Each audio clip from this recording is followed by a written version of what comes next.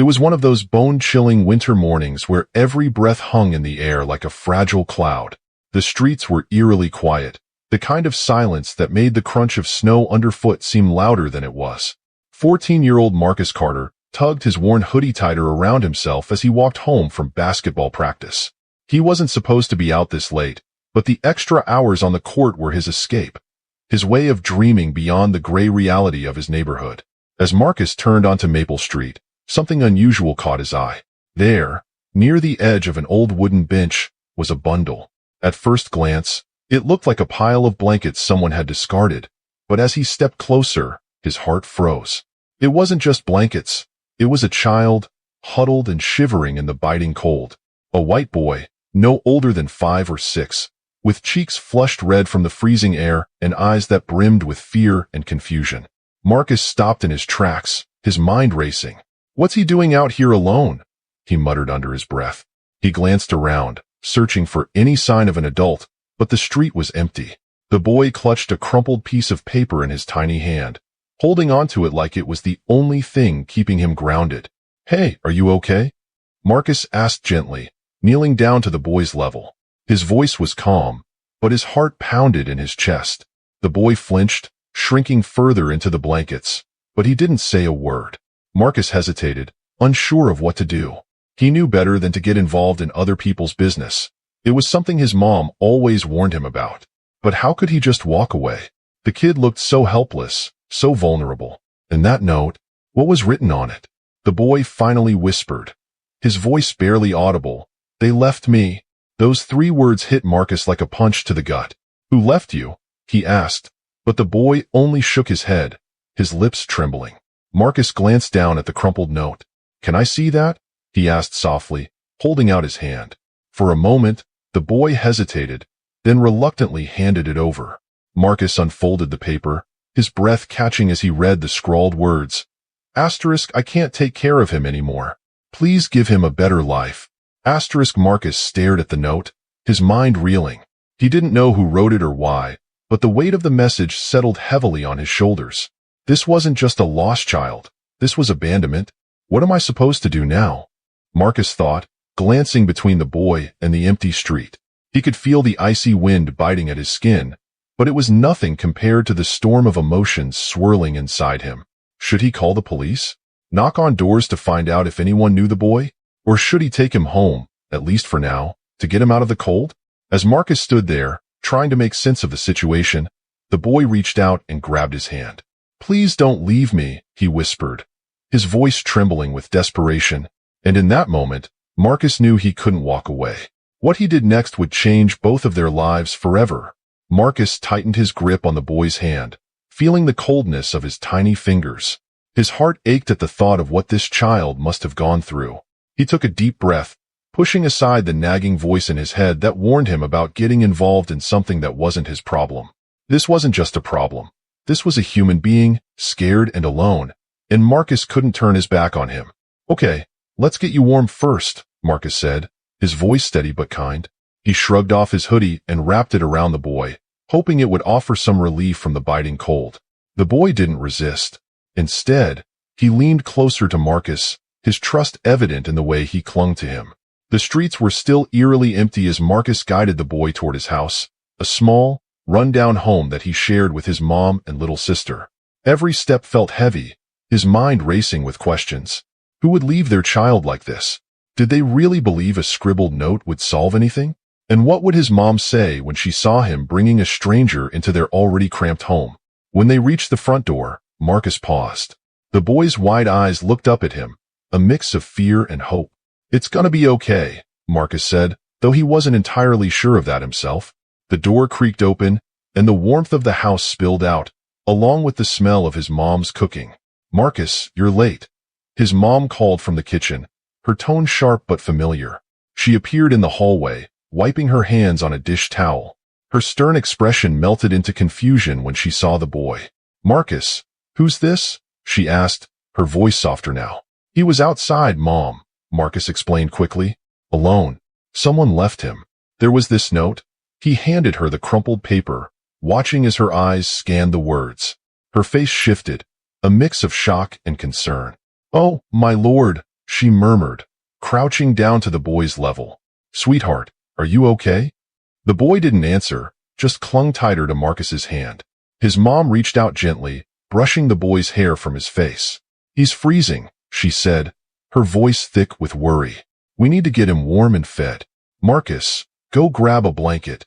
Marcus nodded, rushing to the living room. He grabbed the softest blanket he could find and brought it back, wrapping it around the boy. His mom led him to the couch, sitting beside him and speaking in a soothing tone. "It's okay, honey. You're safe now. What's your name?" The boy hesitated before whispering, "Evan." "Hi, Evan," she said with a warm smile. "I'm Mrs. Carter, and this is my son Marcus. You're safe here." Evan's eyes darted around the room, still wary, but there was a faint flicker of trust in them. Marcus sat on the armrest of the couch, watching closely. His mom turned to him and said, "Marcus, call 911. We need to let the authorities know." But before Marcus could move, Evan's grip on his hand tightened. "No," he cried, his voice trembling with panic. "Please don't call them. Don't send me back." His words hung in the air, heavy and heartbreaking. Marcus exchanged a glance with his mom, who looked just as torn as he felt. "We're not going to do anything you don't want, okay?" his mom said gently, placing a comforting hand on Evan's shoulder. "But we do need to figure out what's best for you." Evan nodded slightly, but his fear was still palpable. Marcus felt a wave of protectiveness wash over him. Whatever had happened to this boy, it was bad enough to make him terrified of going back. As the night wore on, they learned bits and pieces of Evan's story. His parents had been struggling, fighting all the time. One day, they simply decided they couldn't handle him anymore. They left him outside, hoping someone else would take care of him. Marcus's mom listened with tears in her eyes, her hand never leaving Evan's shoulder. "No child should ever go through this," she said softly, her voice tinged with anger and sadness. Marcus sat quietly, his mind racing. He couldn't stop thinking about how unfair it was that Evan had been tossed aside like he didn't matter.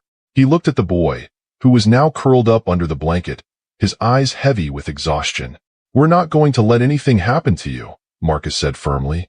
Evan looked up at him, his eyes searching for reassurance. "I promise." But even as Marcus said the words, he knew this was only the beginning. What would happen next? How could they help Evan without making things worse? As the hours ticked by, Marcus couldn't shake the feeling that this night was going to change everything. For Evan, for his family, and for himself. The weight of the night settled heavily on the Carter household. Marcus sat cross-legged on the floor near the couch, watching as Evan finally drifted off to sleep, his tiny frame curled under layers of blankets. The faint sound of the old wall clock ticking was the only noise in the room, each second dragging on longer than the last. Marcus's mom sat nearby, her hands folded tightly in her lap, her expression unreadable. "I don't understand, Mom," Marcus finally whispered, careful not to wake Evan. "How could anyone just leave their kid like that?" His mom sighed, her gaze fixed on the boy.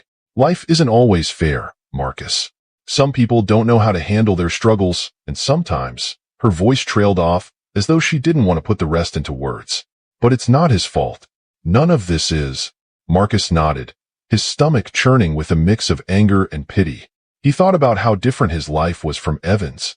Sure, his family didn't have much money, and things were tough sometimes, but he always had his mom and his sister.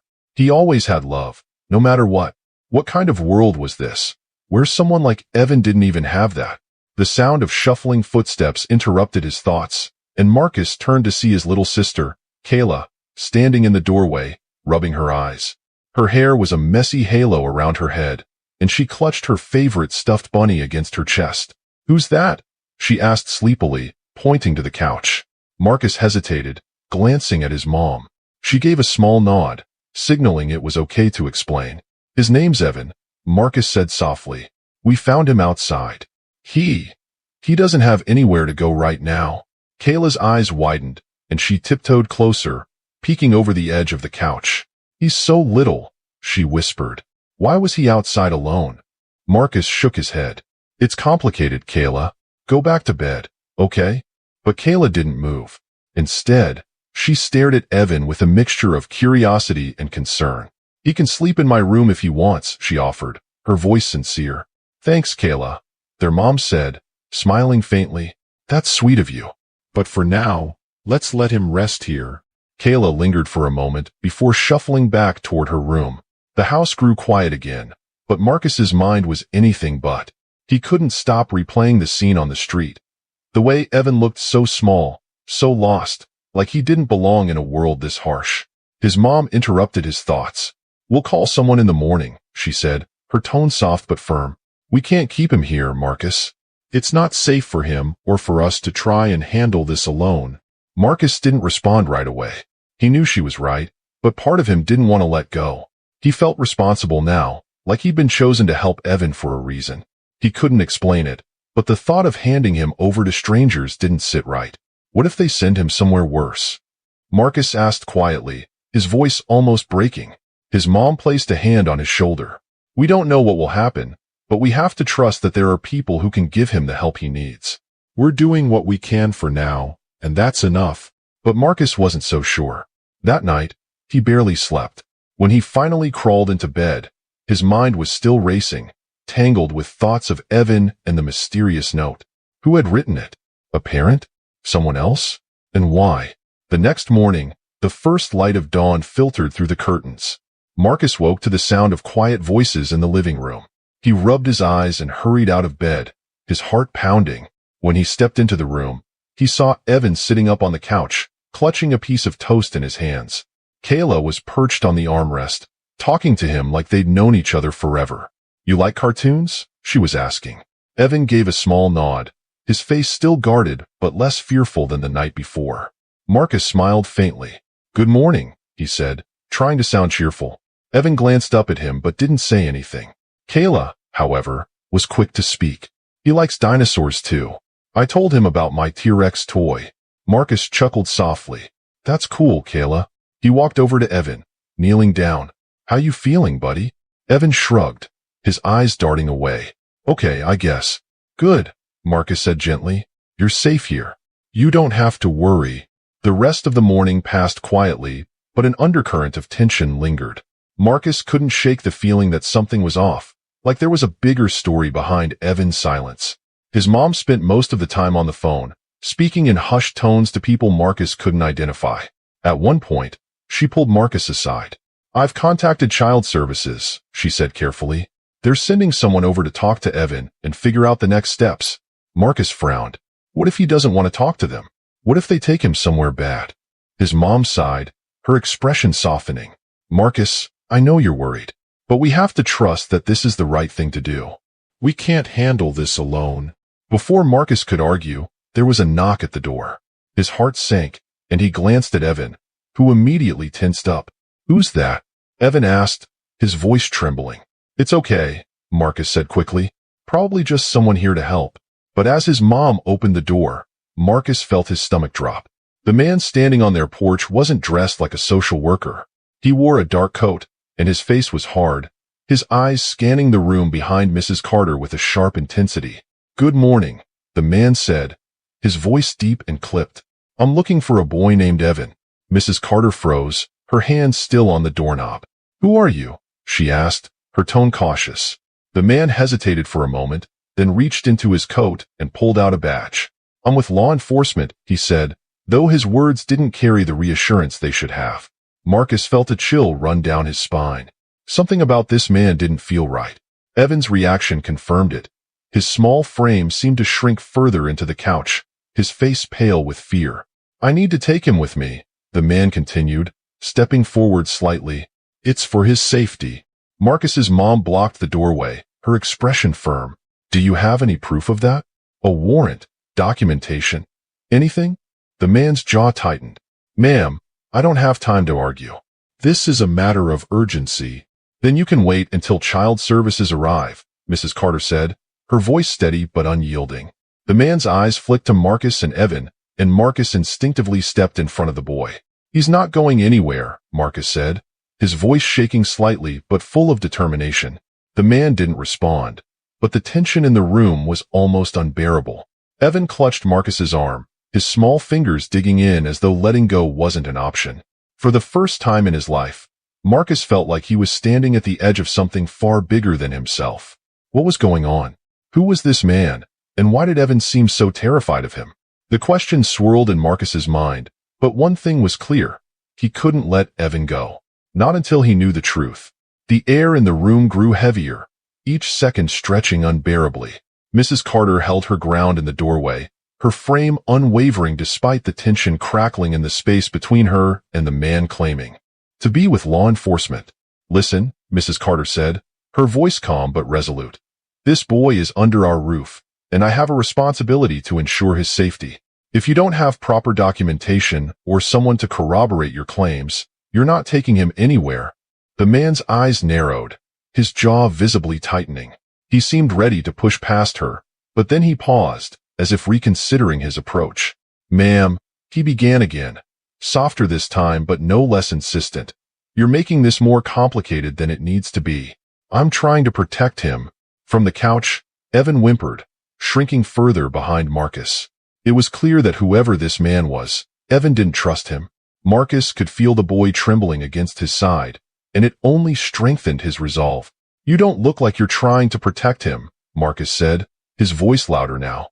"He doesn't want to go with you. So maybe you should leave until someone official gets here." The man's sharp gaze shifted to Marcus, and for a moment, the room felt like it might erupt. But then, just as suddenly as the confrontation began, the man backed off. He took a step away from the door, raising his hands in a show of surrender. "Fine," he said, his tone clipped. "But you'll regret interfering in this." He turned abruptly and walked down the porch steps, disappearing into a sleek black car parked at the curb. Marcus exhaled, not realizing he'd been holding his breath. His mom quickly shut the door and locked it, her hands trembling slightly. "Who was that?" Marcus asked, his voice a mix of fear and frustration. "I don't know," Mrs. Carter admitted, leaning against the door for support. "But he's gone for now. That's what matters."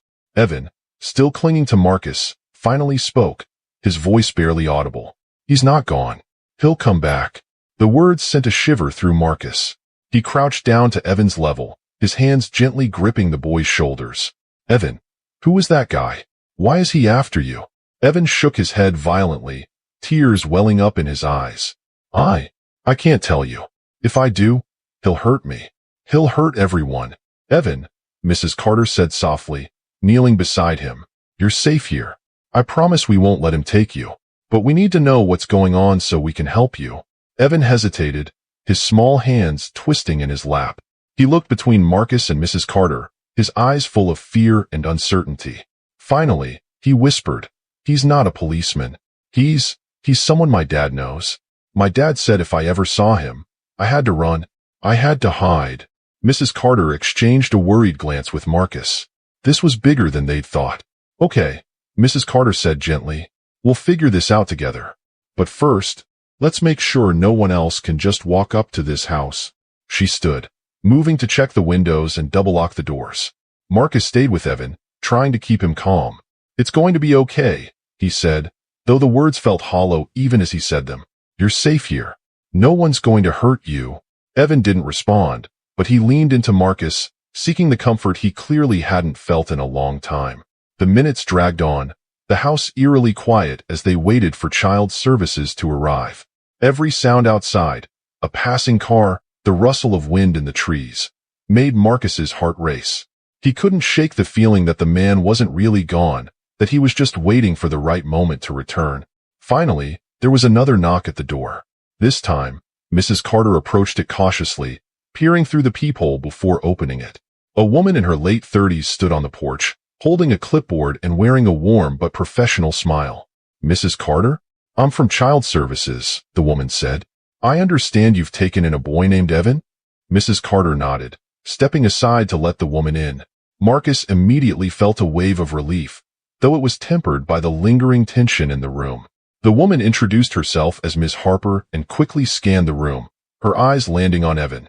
She crouched down to his level, her demeanor gentle and reassuring. "Hi, Evan," she said softly. "My name's Ms. Harper. I'm here to help you. Okay?" Evan didn't respond, his gaze fixed on the floor. Ms. Harper didn't push, instead turning her attention to Marcus and Mrs. Carter. "Can you tell me what happened?" she asked. Mrs. Carter explained everything. The night they found Evan, the note, the man who'd shown up at their door. Ms. Harper listened intently, taking notes and nodding occasionally. "This is concerning," she said when Mrs. Carter finished. "If what you're saying is true, Evan might be in serious danger. We'll need to get him somewhere safe immediately." Marcus's heart sank. "Somewhere safe? He's safe here." Ms. Harper gave him a sympathetic look. "I know you've done a lot for him, and it's clear you care about his well-being. But there are protocols we have to follow. We have facilities and foster families that specialize in cases like this." "No," Evan suddenly cried, his voice breaking. "I don't want to go. Please, don't make me go." The room fell silent as Evan's sobs filled the space. Marcus felt a lump rise in his throat. He crouched beside Evan, his hand resting on the boy's shoulder. "It's okay, Evan," he said quietly. "No one's going to make you do anything you don't want to do. Right, Ms. Harper?" Ms. Harper hesitated, her expression softening. "Evan, I know this is scary, but we just want to make sure you're safe. That's all." Evan didn't respond, his small frame trembling with silent tears. Before anyone could say more, there was another sound. A car pulling into the driveway. Marcus's stomach dropped as he glanced out the window. It was the black car from earlier. "He's back," Marcus whispered, his voice shaking. Mrs. Carter moved quickly, locking the door and closing the curtains. Ms. Harper grabbed her phone, her calm professionalism giving way to urgency. "Everyone, stay inside," she said firmly. "I'm calling the police." Evan clung to Marcus, his small hands gripping tightly as the sound of footsteps approached the door. Marcus's mind raced, his heart pounding as he prepared for whatever was about to happen. The knock came, sharp and deliberate. The man's voice called out, cold and commanding, "Open the door. Now." The knock reverberated through the house, each thud louder and more insistent than the last. Marcus clenched his fists, his breath coming in shallow bursts. Mrs. Carter motioned for everyone to stay quiet, her face tense with a mix of fear and determination. "Stay put," Ms. Harper whispered urgently, clutching her phone.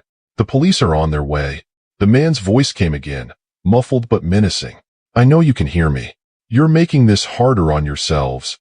Evan whimpered, burying his face into Marcus's side. Marcus placed a protective arm around the boy, his own heart racing as he tried to appear calm. Mrs. Carter moved silently to the window, peeking out from behind the curtain. The man stood on the porch, his posture rigid, one hand tucked suspiciously into his coat pocket. She quickly stepped back, her face pale. "He's not going anywhere," she whispered. A tense silence fell over the room, broken only by the sound of footsteps pacing outside. The minutes felt like hours as they waited for the sound of approaching sirens. Evan finally spoke, his voice trembling. "He won't stop. He always finds a way." Marcus frowned, leaning closer to the boy. "Evan, who is he? Why is he after you?" Evan hesitated, his small hands fidgeting nervously. "He works for someone. Someone bad. My dad told me not to trust him. He said they were dangerous." Marcus's mind raced. "But why? What do they want from you?"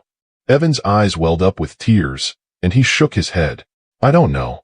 My dad just said to run if they came. And then, he left me." Marcus exchanged a troubled glance with Mrs. Carter. The puzzle pieces weren't fitting together, but one thing was clear. Whoever this man was, he wasn't going to give up easily. The pounding at the door grew louder, more frantic. "This is your last warning," the man shouted. "If you don't open this door, I'll—" The sound of sirens in the distance cut him off. His voice faltered, and there was a long, tense pause before the footsteps retreated down the porch steps. Marcus crept to the window and peeked out just in time to see the black car speeding away. "They're gone," he said, his voice barely above a whisper. Ms. Harper exhaled in relief, lowering her phone. For now. When the police arrived moments later, the officers listened carefully as Mrs. Carter and Ms. Harper explained the situation. One officer knelt down to speak with Evan, his tone gentle but firm. "Do you know the man's name, son?" he asked. Evan shook his head, his small hands clutching Marcus's sleeve. "No, but he's always with a man my dad used to work for. I don't know his name either, but my dad said he was dangerous." The officer nodded, jotting down notes. "We'll look into it. For now, we'll have patrol cars circle the neighborhood. If he comes back, call us immediately." As the police left, the house felt both safer and eerily quiet. Mrs. Carter turned to Ms. Harper, her expression grave. "What happens now?" Miss Harper hesitated, glancing at Evan. We'll need to relocate him to a secure foster home as soon as possible. If these people are as dangerous as they seem, he can't stay here. No, Marcus protested, standing up. You can't just take him away. He's safe with us. Miss Harper sighed, her eyes filled with compassion. I know this is hard, but this is about more than just safety. If they're looking for him, they won't stop until they find him. Moving him to a secure location is the best way to keep him hidden. Evan clung tighter to Marcus, his voice breaking. Please, don't make me go. I don't want to leave. Marcus looked at his mom, pleading silently for her to do something. Mrs. Carter placed a hand on Miss Harper's arm. Let's not rush into anything, she said gently. Let's wait until we have more information. Miss Harper hesitated, but finally nodded. I'll stay here tonight. We'll reassess in the morning. As night fell, the house grew quiet, but no one felt at ease. Mrs. Carter stayed in the living room, keeping an eye on the front door, while Marcus stayed with Evan in his room. Marcus, Evan said softly, breaking the silence. Yeah, Marcus replied, sitting on the edge of the bed. Evan hesitated, his small face etched with worry. What if they find me? What if they take me? Marcus shook his head firmly. That's not going to happen. You've got me, my mom, and now Miss Harper. We're not going to let anyone hurt you. Evan's eyes shimmered with tears, but he managed a small nod. Okay. Outside, the wind howled, rattling the windows. Marcus stared into the darkness, his mind racing. He didn't know how they were going to protect Evan, but he knew one thing for certain. He wasn't going to let the boy face this alone. Somewhere out there, the man and whoever he worked for were waiting, plotting their next move. The thought sent a chill down Marcus's spine. Whatever secrets Evan's dad had kept, whatever danger he'd tried to shield his son from, it was now up to Marcus and his family to face. And Marcus knew the fight was far from over. The night stretched on, heavy with silence except for the occasional creak of the house or the distant murmur of wind outside. Marcus stayed by Evan's side, unable to sleep. Every shadow seemed darker, every sound more sinister, as if the world outside was watching and waiting. Evan stirred, his small voice breaking through the stillness. Marcus. Yeah, buddy? Marcus whispered, leaning closer. Evan hesitated, his hands clutching the blanket tightly. What if they know my dad is gone? What if they're after me because of him? Marcus frowned. The boy's fear wasn't just of being taken. It was rooted in something deeper, something he didn't yet fully understand. Why do you think that, Evan? Did your dad say something before you were left behind? Evan nodded, his voice barely audible. He said they'd come looking for him. But if they couldn't find him, they might try to find me. Marcus felt a chill run down his spine. The more he learned, the less this felt like an ordinary situation. It wasn't just about a boy who had been left behind. It was about a bigger, darker story that had yet to unfold. Did he say why? Marcus asked gently, trying not to push too hard. Evan shook his head. Just that he made a mistake. A big one. And now they're angry. A mistake. What kind of mistake could lead to this? Marcus's mind raced with possibilities, each more troubling than the last. Was Evan's dad involved in something illegal? Dangerous? And if so, had Evan been left behind as a target or a shield? Don't worry, Marcus said, trying to sound braver than he felt. We're going to figure this out. You're safe here. Evan nodded but didn't look convinced. His small body trembled under the covers, and Marcus stayed close, offering whatever comfort he could. In the other room, Mrs. Carter and Ms. Harper sat together, their voices hushed. This is bigger than we thought, Mrs. Carter said, her tone laced with worry. That man wasn't just some stranger looking for a runaway kid. He knew what he was doing, and he knew where to find Evan. Ms. Harper nodded, her expression serious. I've seen cases like this before. If the boy's father was involved in something dangerous, Evan could be in real danger. We need to protect him, but we also need answers. Without them, we're just waiting for the next threat. Do you think we should contact someone higher up? Maybe the police aren't enough, Mrs. Carter suggested. Ms. Harper hesitated. It's possible. But if whoever is behind this has resources, they might already know how to manipulate the system. We have to tread carefully, Mrs. Carter sighed, rubbing her temples. I just want to keep that boy safe. He's been through enough. They both fell silent, the weight of the situation pressing down on them. Meanwhile, in Marcus's room, Evan finally drifted off to sleep, his face peaceful for the first time that day. Marcus stayed awake, staring at the ceiling. He couldn't shake the feeling that this wasn't over, that the man would be back, and that this time, he wouldn't leave so easily. The morning came with pale sunlight filtering through the curtains, but the sense of unease lingered. Over breakfast, Mrs. Carter kept glancing toward the window, her nerves clearly on edge. "We need a plan," she said finally, setting down her coffee cup. "We can't just wait for them to come back." Marcus looked up from his plate. "What kind of plan?" Mrs. Carter hesitated. "Something that keeps Evan safe, but also helps us figure out who these people are and why they're after him." Marcus's mind raced. What if we tried to get Evan to remember more? Maybe there's something he's not telling us, something that could help. Evan looked up from his cereal, his eyes wide. "I told you everything I know." "I know, buddy," Marcus said gently, "but maybe there's something you didn't realize was important, like a name your dad mentioned or a place." Evan frowned, thinking hard. "There was one name," he said slowly. "My dad used to talk about a man named Mr. Caldwell. He said he was the one who made the rules." Mrs. Carter and Ms. Harper exchanged a glance. "Caldwell," Ms. Harper repeated. "That could be a lead." "Who is he?" Marcus asked. "I don't know," Ms. Harper admitted. "But if Evan's father worked for him and he's connected to this, we need to find out more." The rest of the day was spent cautiously gathering information. Ms. Harper made a few discreet calls, trying to learn more about Caldwell, while Marcus stayed close to Evan, keeping him distracted with games and stories.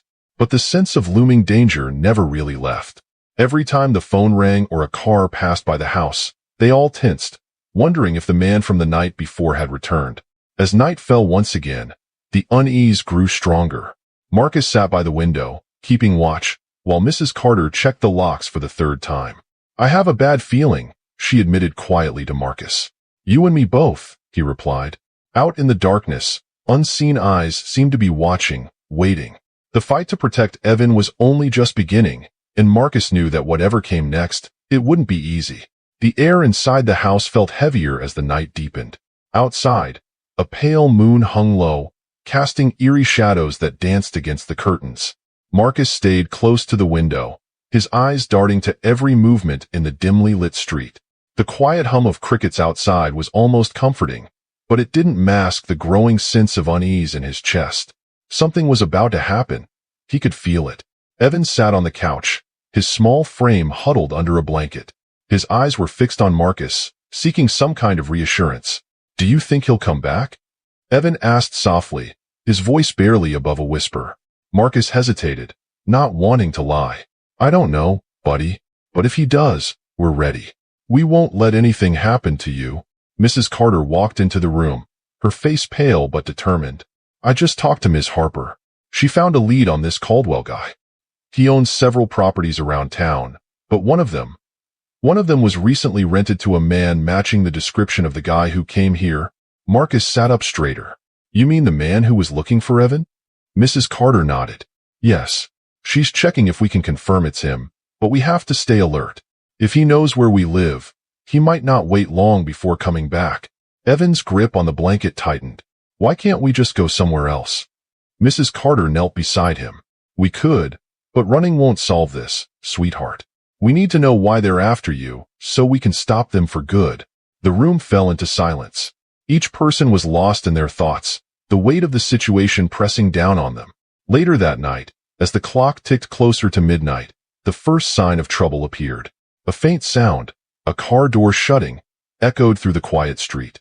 Marcus froze, his hand tightening around the edge of the curtain. Peeking through, he saw a shadowy figure moving toward the house.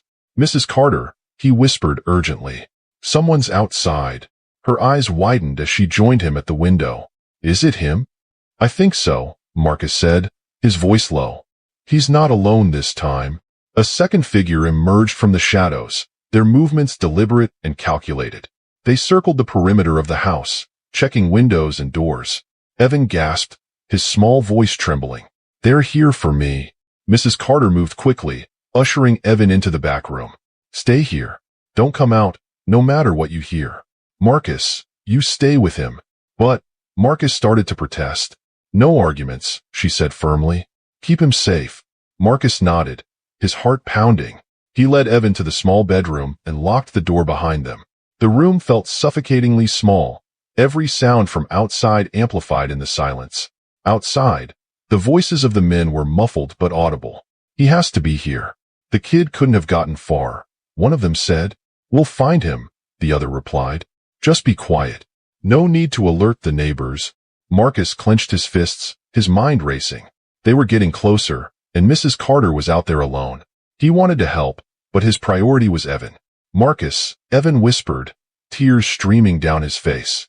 "I'm scared." "I know," Marcus said, wrapping an arm around him. "But we're going to be okay. I promise." The sound of glass breaking shattered the stillness.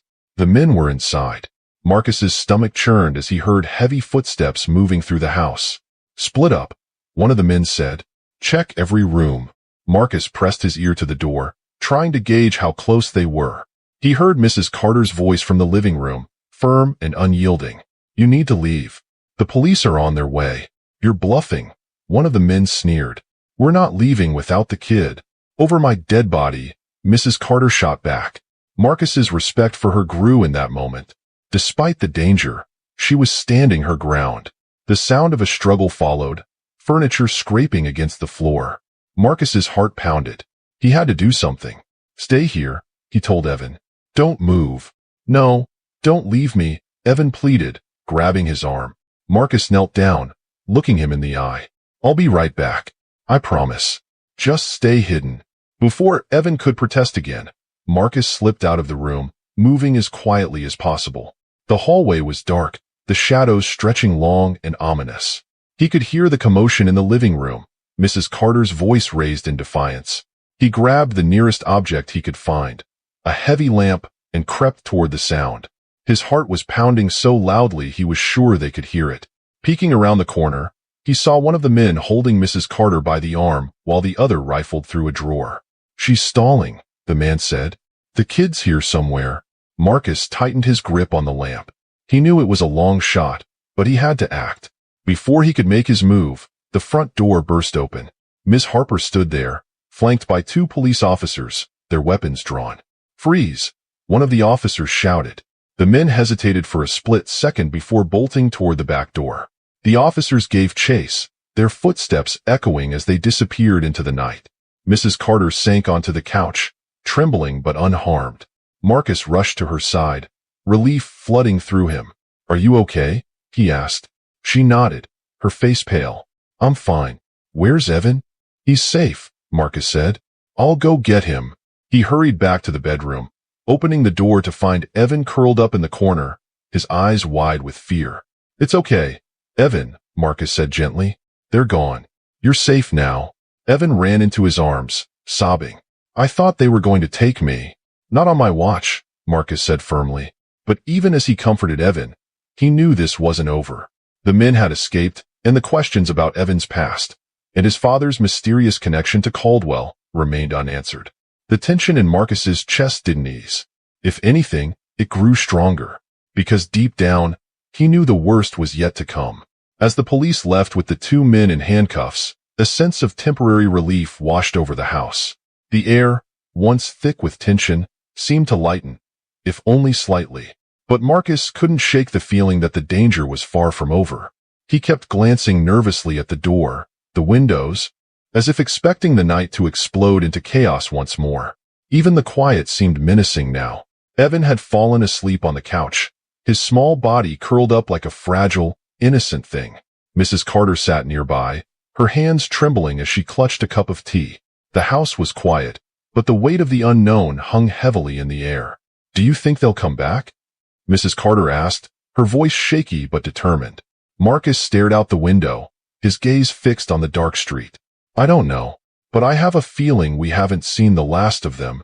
Mrs. Carter's sigh echoed through the room. "We need to find out who these people really are, and why they're after Evan. But we have to be careful. The less we know, the better, or we might become their next target." The silence stretched on, and Marcus found himself questioning everything. What was so special about Evan? And who was Caldwell really? He had a sinking feeling that the answers were buried somewhere in Evan's past. Answers that were more dangerous than they could ever imagine. His thoughts were interrupted by a knock at the door. A quick, Sharp knock, different from the sound of the officers earlier. Marcus's heart skipped a beat, and he motioned for Mrs. Carter to stay quiet. He walked cautiously toward the door, his senses heightened, adrenaline coursing through his veins. Could it be the men returning? Or worse, someone else looking for Evan? Through the peephole, Marcus saw a familiar face. Miss Harper, the one person who had helped them tonight. He exhaled a breath he didn't realize he was holding and opened the door. Miss Harper, he said, trying to sound calm but knowing he was failing miserably. Marcus, she said in her usual no-nonsense tone. I've got some news. It's not good. His stomach churned. He stepped aside to let her in, his mind racing. What is it? She lowered her voice, glancing over her shoulder as though making sure no one could overhear. I spoke to the officers. They found something in the men's car. Something that connects them to Caldwell, but also to Evan. There's a file. A thick one. And inside it, more names. Names of people who've disappeared over the years. People who had connections to your father. Marcus felt his heart drop. My father, he whispered. The mention of his father's name always sent a chill through his body. He never knew much about him, other than what Mrs. Carter had told him. The vague stories about his father's work were always clouded in secrecy. But now, as Ms. Harper spoke, Marcus began to see a pattern. A terrible, unsettling pattern. Wait, he said, holding up his hand. Evan's father. Does he know anything about this? Ms. Harper shook her head. No, but it's looking more and more like these men were after Evan because of something connected to your father. I'm sure of it. They believe Evan knows something that could expose Caldwell's operations. Operations? Marcus's mind raced. What kind of operations? Ms. Harper leaned in closer, her voice dropping to a near whisper. Caldwell's been involved in a lot of shady business. Money laundering, illegal trade, even worse. He's been working in the shadows for years, and people like your father were part of it. They got out, or at least that's what they thought. But it seems Caldwell still has ties to everyone who was involved, and now it's clear. He's after Evan. Whatever your father was mixed up in, Evan might have the key to bringing it all down. Marcus stood frozen, his mind reeling. Everything was starting to fall into place, but nothing made sense. How could Evan, a simple, sweet kid, be at the center of all of this? And why had his father been involved with Caldwell in the first place? Do you know where this file is now? Marcus asked, his voice tight. I do, Miss Harper said, glancing nervously at the door. But it's not safe for me to have it anymore. I need to get it to someone higher up. Someone who can handle this the right way. Marcus's eyes narrowed. What's the next step? Miss Harper hesitated before answering. We need to move fast. Caldwell won't stop until he gets what he wants. And we can't let him find Evan. We have to figure out where this file is, and who has it. Only then can we make sure Evan is safe. The urgency in her tone sent a shiver down Marcus's spine. He wasn't sure how much longer they could keep running from this. Every day, it seemed like the danger was closing in, like a storm they couldn't escape. The thought of Evan's life hanging in the balance made his stomach churn. He didn't know what would happen if they failed. We need to leave, Marcus said, his voice sharp with resolve. Evan, Mrs. Carter, we have to go. They'll be looking for us, and soon. Miss Harper nodded grimly. I agree. It's time to get ahead of them before it's too late. Marcus turned back toward the living room, his mind set. This was no longer just about protecting Evan. It was about unraveling a dangerous conspiracy that had ties to his father's mysterious past. He wasn't sure who they could trust anymore, but he knew one thing. They had to find the file, and they had to do it before Caldwell found them first. He walked back into the living room and shook Evan gently, waking him from his fitful sleep. The boy's eyes fluttered open, groggy and confused, but Marcus could see the fear still present there. We're leaving, Evan, he said gently. It's not safe here anymore. Evan nodded quietly, his face pale. Where are we going? Somewhere safe, Marcus answered, but even he wasn't sure where that would be. Mrs. Carter joined them, her eyes filled with concern. We can't keep running forever. We need answers. But for now, we need to be ready for anything. The room seemed to hold its breath as Marcus grabbed what little they could carry. The suspense was unbearable, and every second that passed felt like a countdown. Let's go, Marcus said, his voice barely above a whisper. And as they stepped out into the night, the weight of what lay ahead pressed down on him. The darkness outside felt like a foreboding omen, and Marcus knew that no matter where they went, they would be hunted by forces much larger than any of them had imagined. The game was only beginning, and Caldwell was not going to stop until he had what he wanted. The street outside was eerily quiet as Marcus, Evan, and Mrs. Carter made their way toward the car. Each step seemed louder than the last, as if the world around them was holding its breath. Marcus glanced at Miss Harper, who was walking just behind them, her face tense. The feeling of being watched hadn't left him since they left the house, and in the ominous silence the only heightened the unease gnawing at his gut. Something didn't feel right. As they reached the car, Marcus hesitated, scanning the surroundings. The streetlights cast long shadows, and the air felt heavy, as if the night itself was watching them. He was about to open the car door when suddenly, the unmistakable sound of a car engine revving broke the silence. Marcus whipped his head toward the sound, heart pounding. The noise was growing louder, coming from around the corner. "Get in the car, now!" he shouted, pushing Evan and Mrs. Carter toward the vehicle. But before he could follow, a figure stepped out from the darkness, blocking the path. It was a man, tall, with broad shoulders. He wore a dark jacket and sunglasses, even though it was well past midnight. "Not so fast," the man said in a cold, gravelly voice. Marcus froze. His mind raced as he tried to figure out who this was. The man didn't look like one of the officers, nor did he seem like someone who would be involved with Caldwell's operation. But there was something in his eyes, something that made Marcus's blood run cold. "Who are you?" Marcus demanded, trying to keep his voice steady. The man smirked, taking a slow step forward. "I think you know who I am, Marcus. The question is, do you know who I work for?" Before Marcus could respond, another car appeared, screeching around the corner. The headlights were blinding, and it was moving fast, too fast. The tires screeched as the car slammed to a halt right beside them. The door flung open, and out stepped another man. This one in a suit, with a face that screamed authority. Marcus's mind raced. This wasn't just a coincidence. This wasn't just some random guy trying to block their way. This was planned. These men were part of something bigger. The suited man nodded toward the man blocking Marcus's path. "Good work, James," he said, his voice calm and deliberate. But there was an underlying threat in it. Marcus felt the hairs on the back of his neck stand up. He'd heard that name before, James. But where? And why did it feel like his entire life was unraveling in front of him? "We don't have time for games," the suited man continued, stepping toward Marcus with a predatory glint in his eye. "Your little escape has gone on long enough."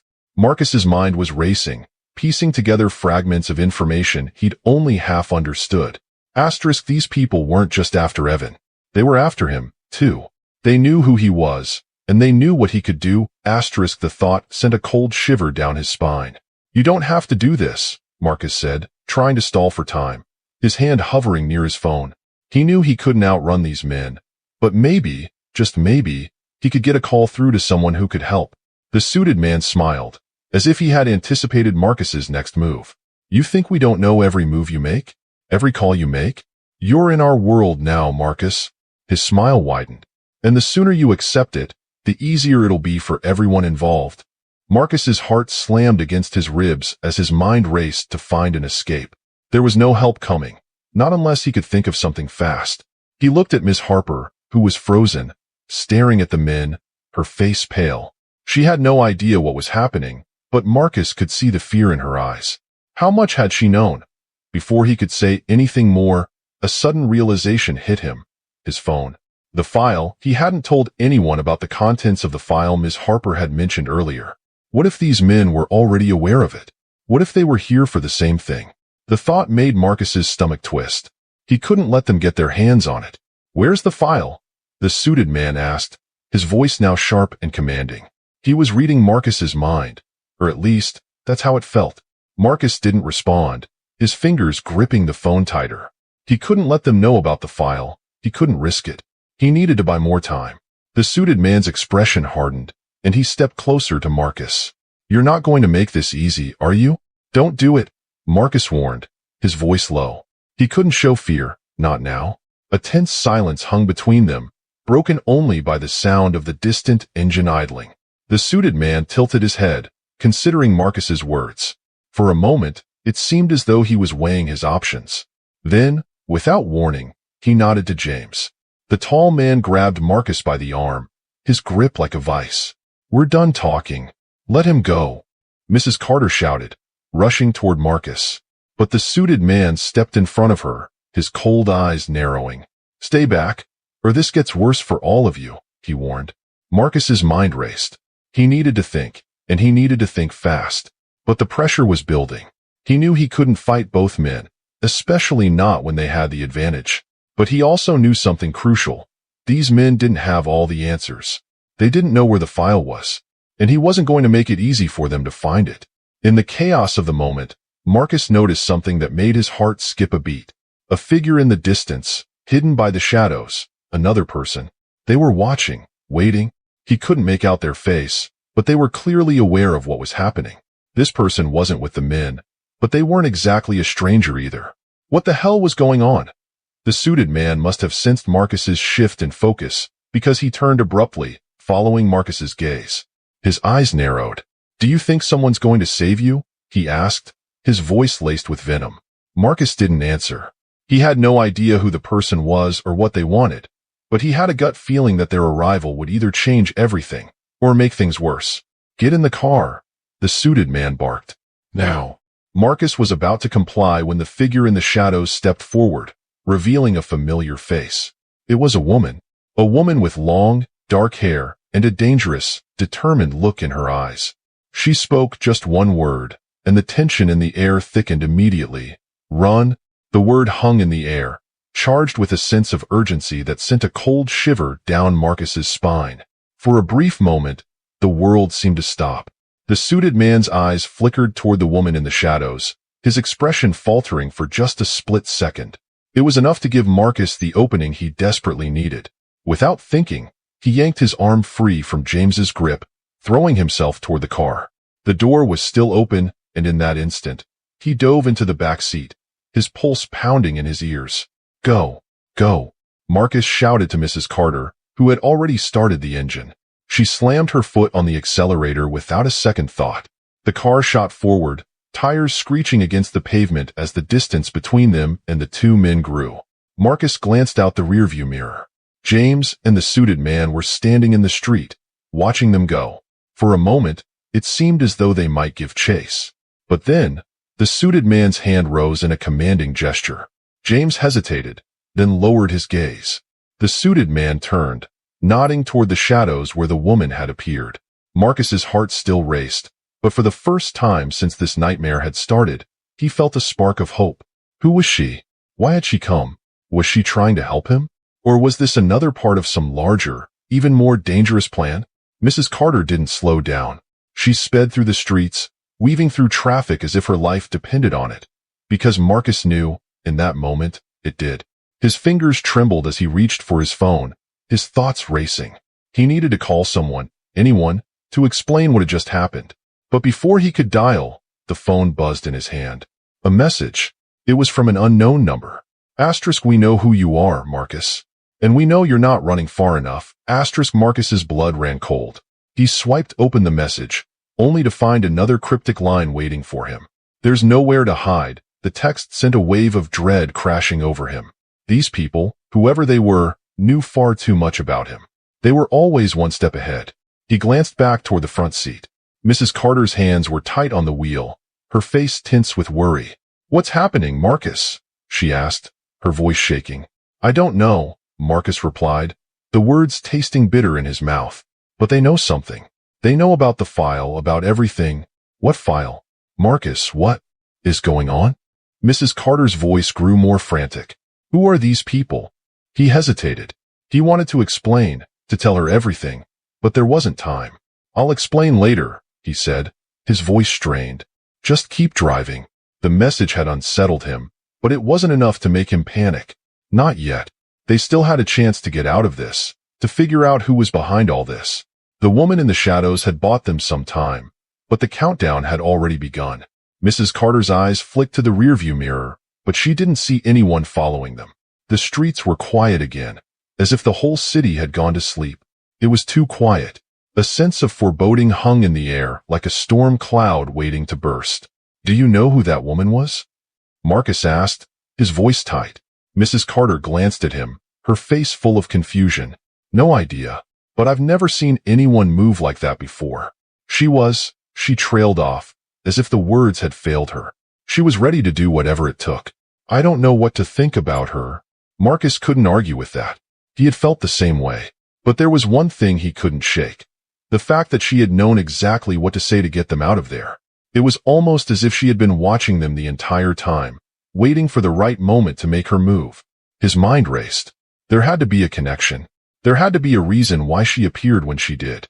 Maybe she wasn't a stranger after all. "Do you think she's part of it?" Marcus asked, his voice barely above a whisper. "I don't know," Mrs. Carter replied, shaking her head, "but something tells me she's not working for them." That thought lingered in the back of Marcus's mind as they sped through the streets. The suited man's words echoed in his head. "You're in our world now." What did that mean? What did he know? And why had the woman stepped in when she did? His grip tightened on the phone in his lap as the car made a sharp turn. There was no one else following them yet, but Marcus wasn't foolish enough to believe they were safe. The people after them were persistent. They wouldn't let this go so easily. They would come after him, after them. "I think we need to get out of here," Marcus said, his voice tense. "We can't stay in the city. We need to get to somewhere safe. Somewhere they won't expect." Mrs. Carter glanced at him, concern etched on her face. "Where? Where would we even go?" Marcus swallowed hard. He didn't have the answer. Not yet. But the words that had been floating in his mind for days, ever since he first encountered this mysterious threat, were starting to take shape. There's no one left to trust. The woman in the shadows had done more than just save them for the moment. She had shown Marcus something important, something that he hadn't realized before. He had been running from the truth for too long. It was time to face it head on. Time to find out who was really behind all of this, and why they were after him. But even as those thoughts took root in his mind, something gnawed at him. A feeling that this wasn't the end. It wasn't even close. Something even darker was coming. And no matter how far they drove, no matter how fast they went, Marcus had a sinking feeling that they wouldn't be able to outrun this. The city seemed to close in around them, the lights dimming as they raced through the empty streets. They were heading into the unknown. But Marcus couldn't shake the feeling that they were being drawn into a trap from which there would be no escape. The silence inside the car was deafening, and for the first time, Marcus wondered if they were already too late. The car sped through the empty streets, its headlights slicing through the darkness like a knife.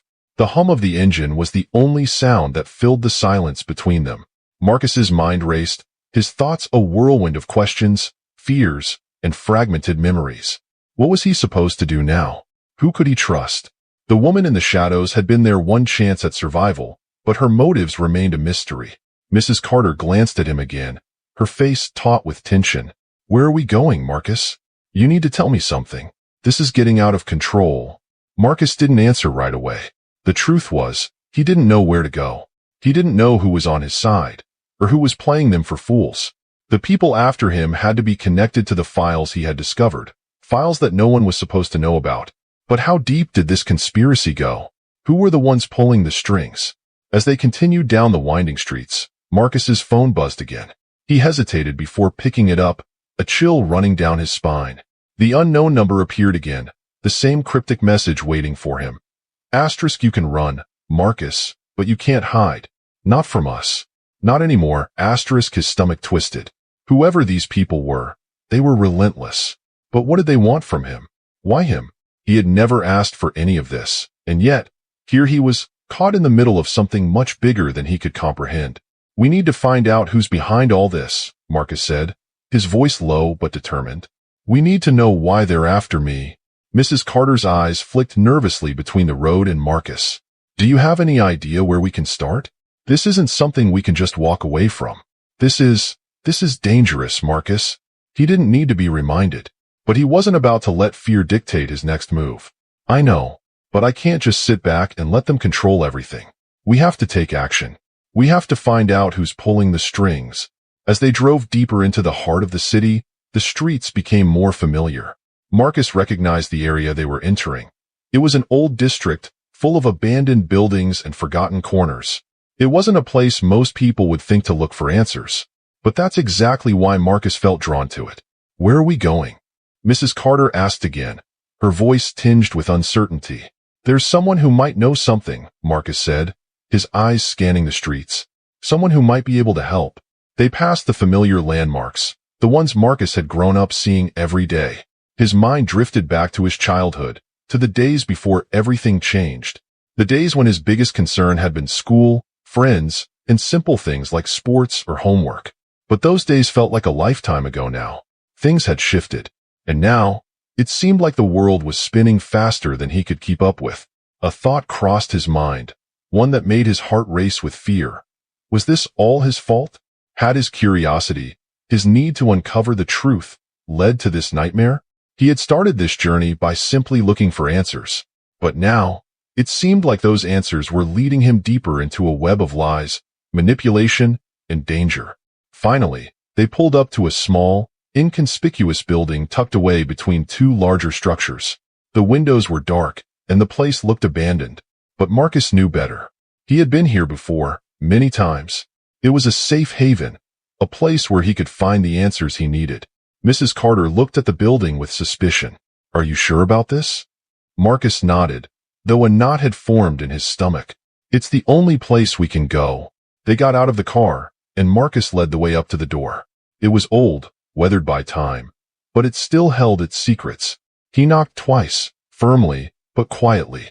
After a long pause, the door creaked open, revealing a tall man with graying hair, and a sharp look in his eyes. "Marcus," the man said, his voice gravelly.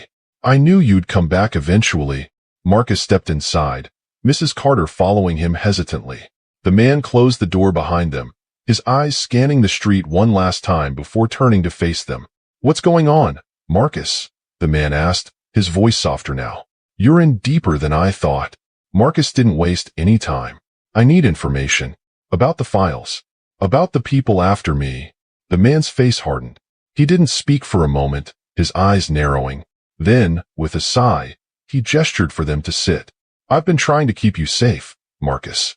But you've made some enemies, powerful ones. Who are they?"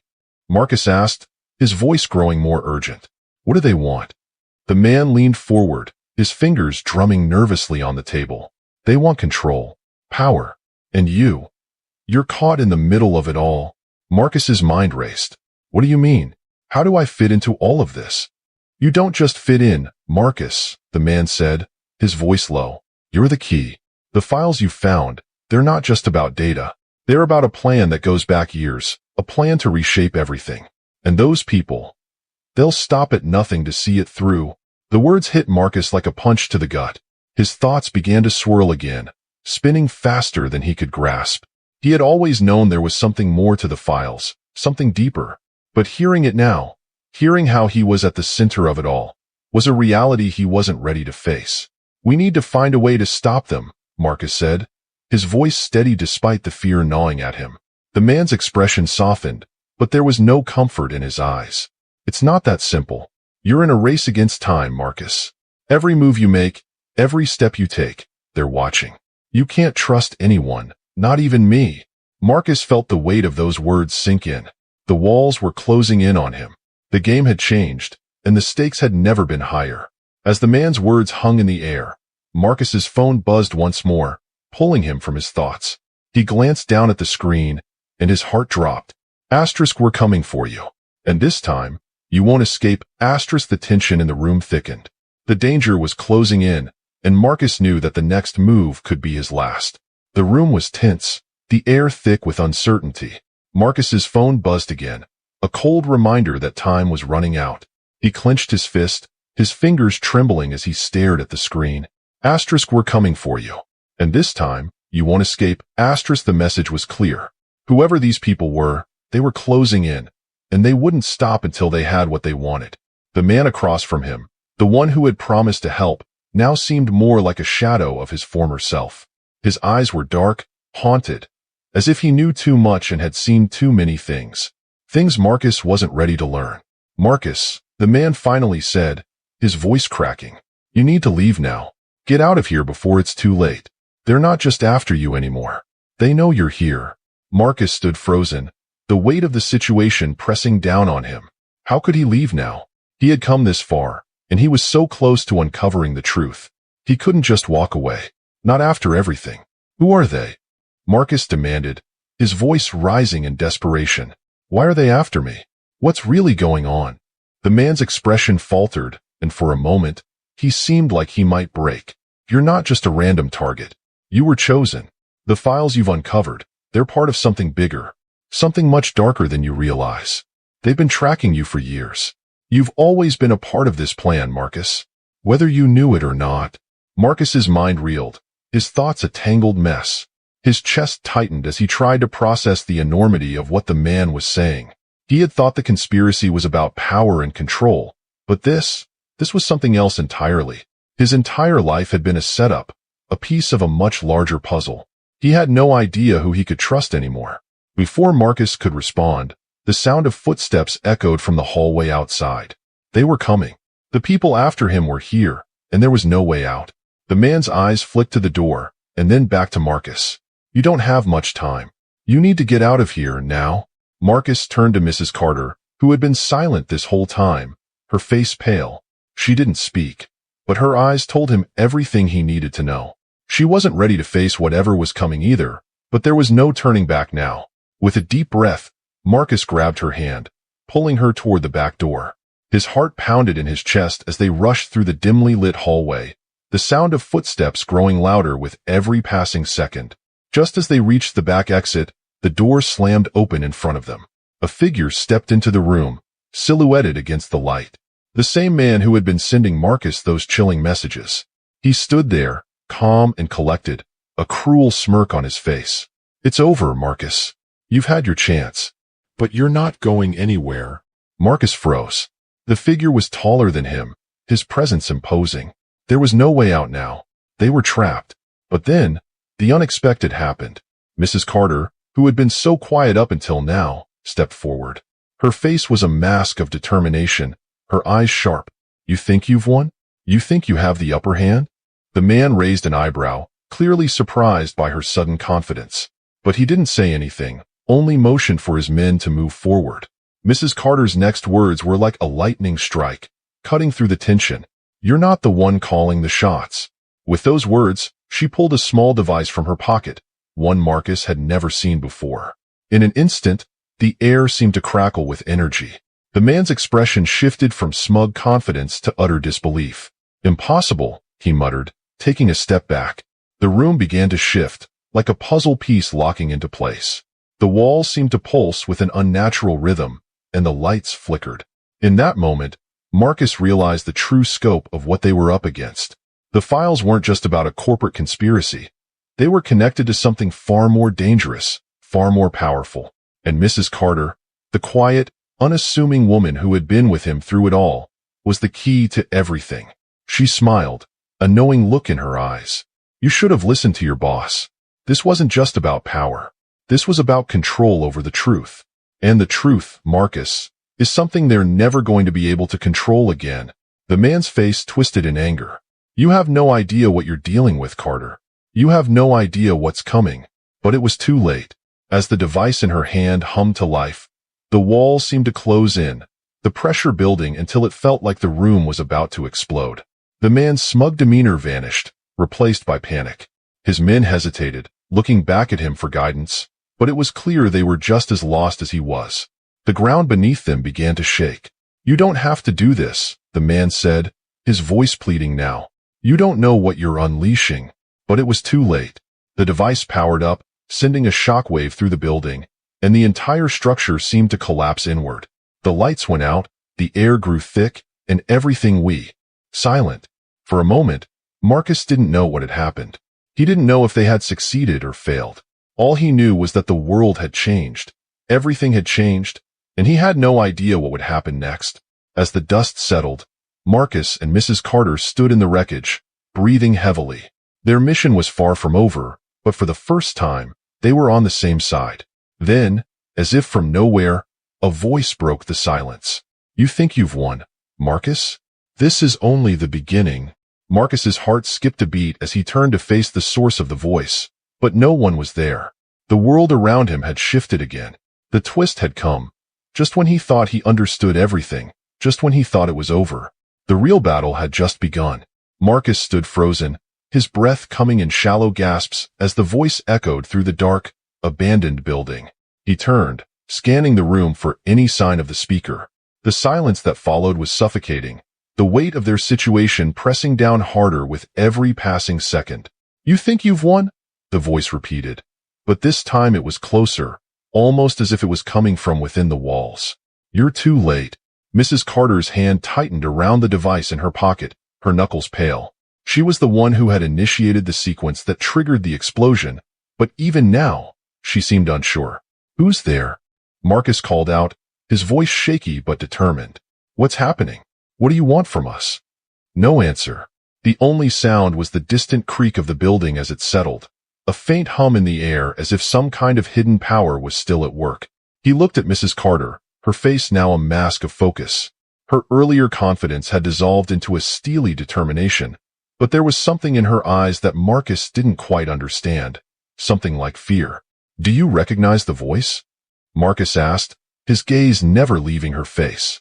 Mrs. Carter's expression darkened. She shook her head slowly, her lips pressed tight.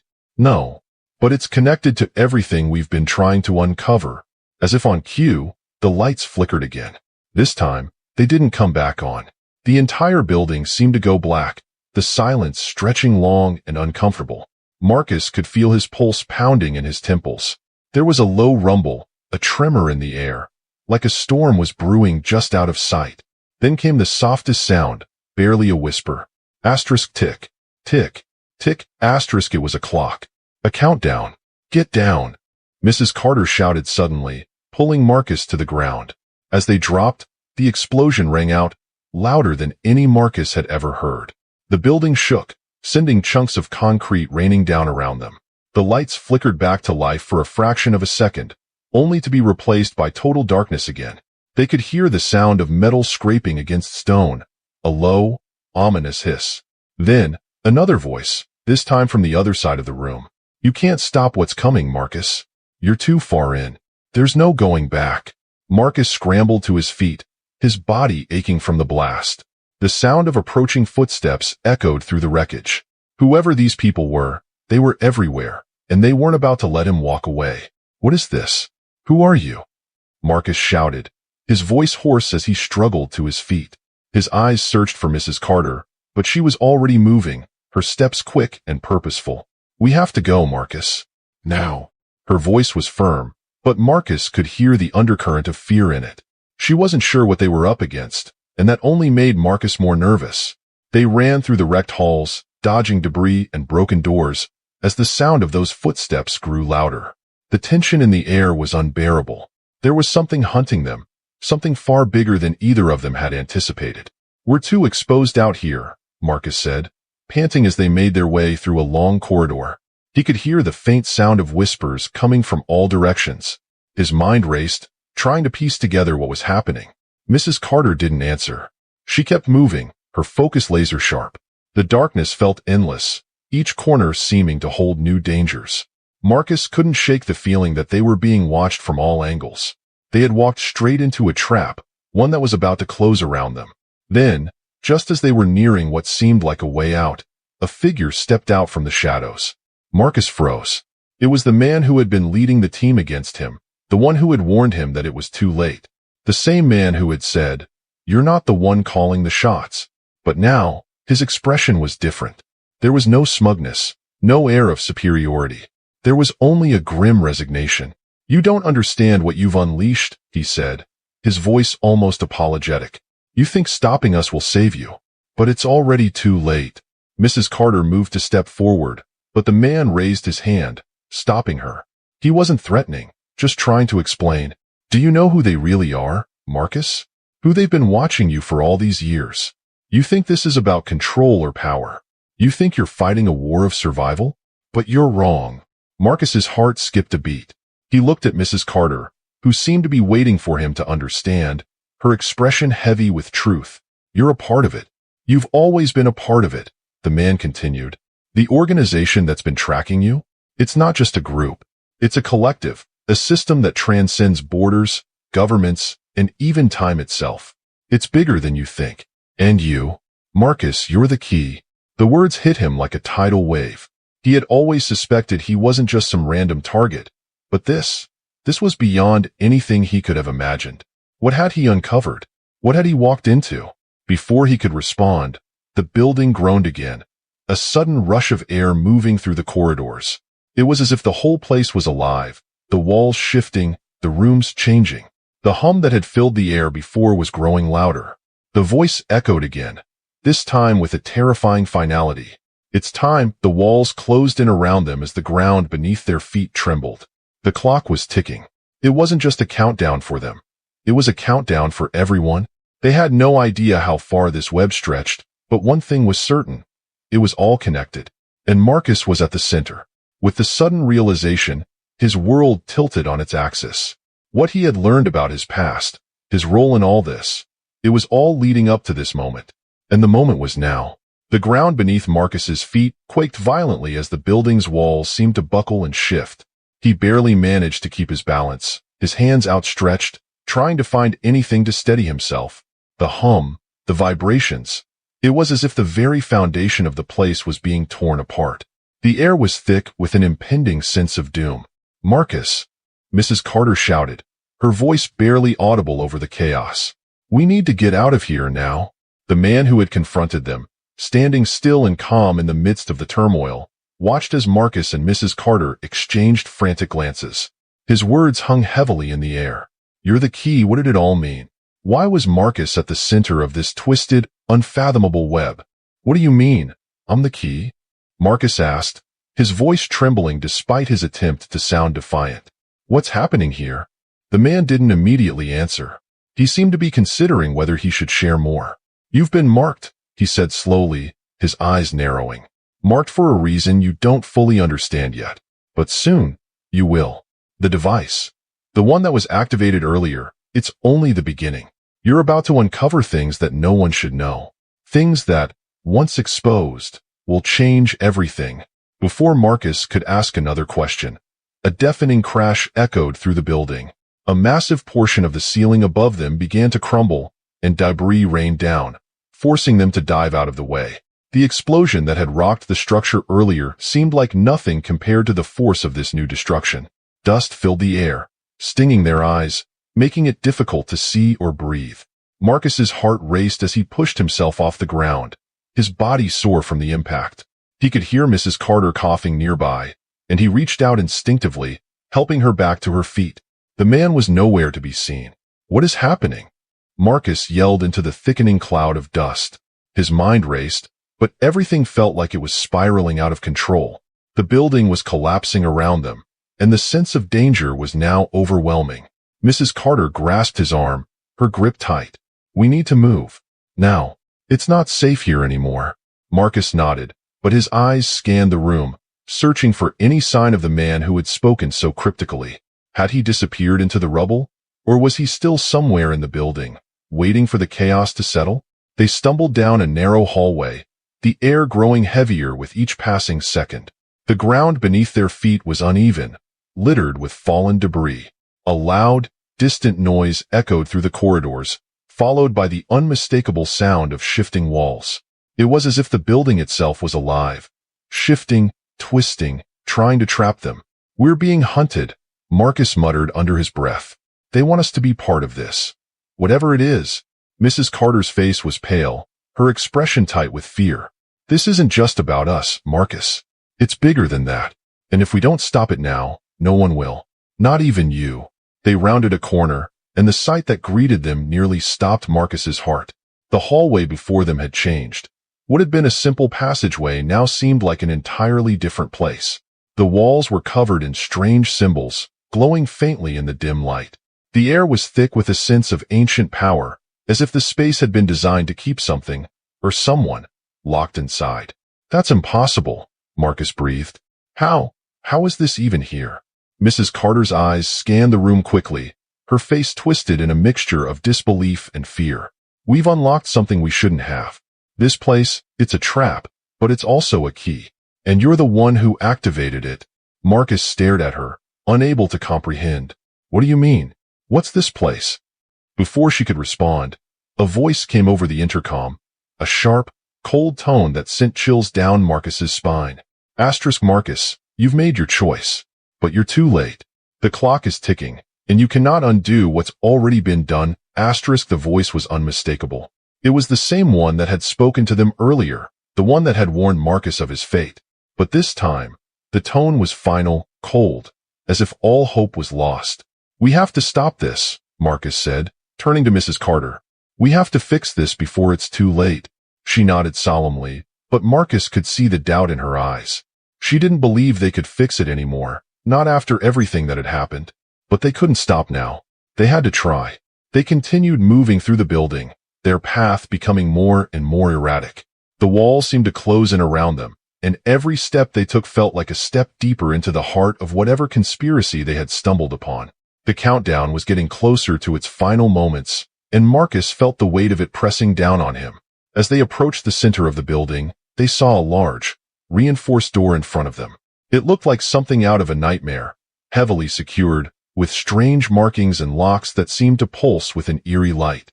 This is it, Mrs. Carter whispered, her voice trembling. This is where it all leads. Marcus hesitated, his hand hovering over the door. He knew that whatever lay beyond it was something he wasn't ready for, something he might never be able to understand. But they had no choice now. The door slid open with a deafening sound, revealing a massive chamber filled with complex machinery and more glowing symbols. In the center of the room was a large, spherical device, surrounded by dozens of screens and panels, all flashing rapidly with information Marcus couldn't begin to decipher. And standing beside the device was a figure, the man who had been guiding them, the one who had claimed they were too late. He turned to face them, his expression grim. "You've come to the heart of it," he said softly. "But now, there's no turning back. The clock is about to strike midnight." The tension in the room was suffocating. Marcus knew they were on the edge of something that would change everything, and he wasn't sure if he was ready to face it.